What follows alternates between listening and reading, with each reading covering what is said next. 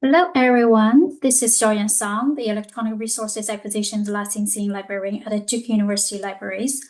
I will share my experience using generative AI to learn Python and create a tool to support e-resource acquisition work. I presented this at the NISC annual conferences at Spokane this summer and was asked to present again NISC autumn. I'm very happy that I'm able to share this work today.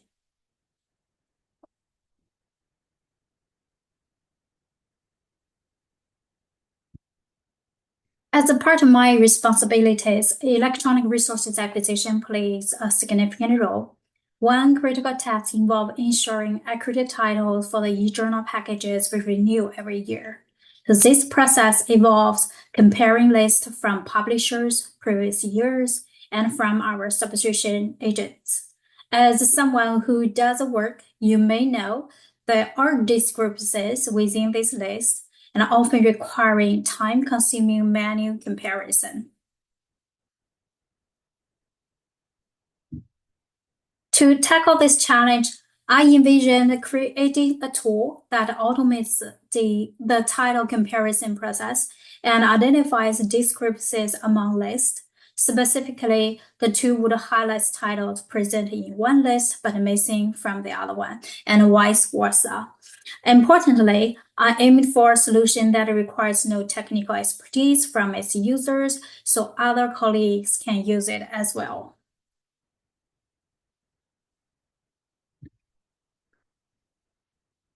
I developed the tool using Python, a versatile and powerful programming language commonly used for tasks like data analysis, web development, and automation. Python scripts are often created to handle repetitive tasks efficiently. And last year, I wrote scripts for overlap analysis using Pandas, a popular Python library for data manipulation. Those scripts allow me to process files containing title data and were particularly useful during the journal package renewal and reconciliation process last fall. However, there was a limitation. Colleagues who don't know Python or don't have it installed on their computers couldn't use the scripts. This led me to explore ways to make the tool accessible to others, ensuring that even those without a Python experience could benefit from it. I set out to create a graphic user interface in Python, an area I was not familiar with. While I had experience using pandas in Python, building a graphic user interface was new territory for me. Thankfully, ChatGPT and Microsoft Copilot became invaluable tools. These AI assistants provided interactive help through chat, answering my queries step by step. I started by explaining my goal. Okay, I had two Excel files and I wanted to create a graphic user interface where I could load these files, specify matching columns, and then I'll put a list of results showing records presented in one file but missing in the other. Additionally, I wanted to convert the Python script into an executable application so other people can download and use it.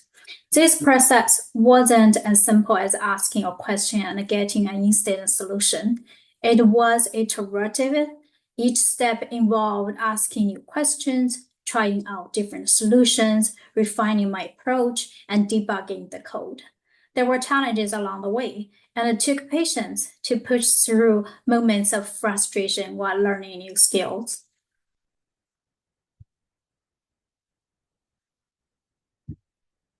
So it is a standalone application which everyone can download and use. And to use the tool, there's no need to install Python or any other dependencies. On the right over here, this is a screenshot of the tool's graphic user interface. You imported two Excel files, file 1 and file 2. The two files need to have a column that contain data which they match on for the comparison. You then specify the column, the matching columns by entering the column name in these two fields, and then click on Compare Files button. You'll be prompted to save the result in Excel in your desired location. So we'll do a live demo momentarily. All right, let me pull up the demo.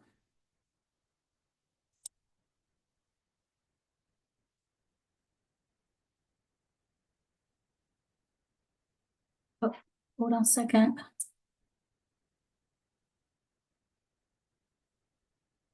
This is the tool. I have it saved on my local machine. So let me make it a little bit bigger and move it to the middle. I hope you can see this. All right, I'm gonna bear with me. I'm gonna move this around. Okay, so I have two files, which you will see. There are two files. This is a Cambridge University Press title list. One I downloaded from EBSCO, our substitution agent, and the other one is I received from publisher. So I'm going to load the first file, which is the EBSCO list, and then load the second one, the publisher list. I'm going to put in the column, which has the matching data, ISSN, and then click on compare files. All right, now it's asking me to save the data. I'm going to call it result. Today's date, 10/11/2024. Oh, I have double here, not November, it's 10 October. I'm going to save it. Look at that. In less than a second, I have my results. Now, let's take a look at the results. Okay, look in the date and the time. This is where I'm recording this one. I'm going to open the result. Okay, the result has two tabs, you may notice.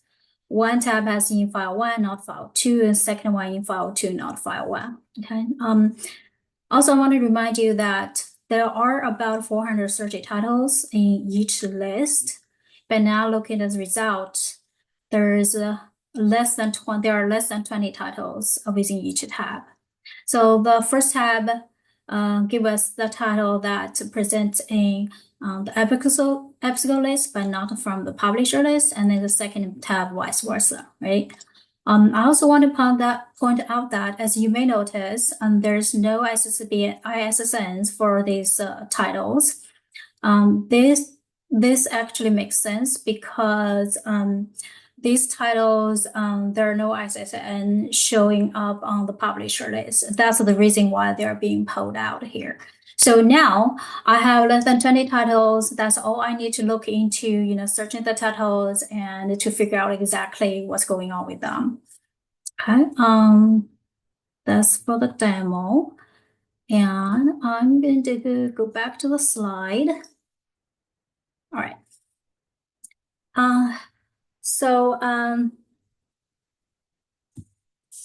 I've been using this tool for journal package renewal this fall, and it has greatly streamlined the process. It has significantly reduced the time spent on manual tasks and minimize errors caused by human input. The tool helped me quickly identify discrepancies, which I could then share with publishers and our subscription agents. So the best part is that my coworkers now can easily run the analysis themselves, even without any knowledge of Python. All right, I got asked a lot if I can share the tool. The answer is, of course, if the tool helped me, why not sharing it? And I hope that it'll help you with your work as well. Because I am curious of how others may use the tool, so feel free to fill out the form to share a little bit about yourself and how you plan to use the tool. After you fill out the form, you will receive instructions to download the tool. Thanks, everyone. I look forward to hearing from you. I'm going to stop the recording here.